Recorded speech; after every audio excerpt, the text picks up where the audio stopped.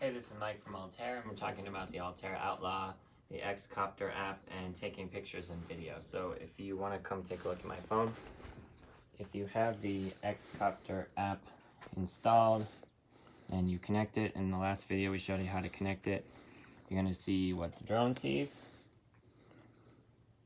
And you can take pictures. You can mount this with your camera mount and hold it on your controller, and you could do a 3D view. You can take a picture, you can take a video, and you can flip it 180 degrees. You can hide the menu so you don't have to see the menu. And then you can go into your files.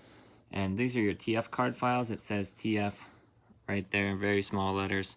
If you have a TF card, memory card in your drone, you'll be able to see the pictures and videos from there. If you don't, then they'll be saving to your phone, and you go into here and you can see the pictures that you were taking. So this is the app connected to the Outlaw, and that's how you take pictures and video and view them. Thanks.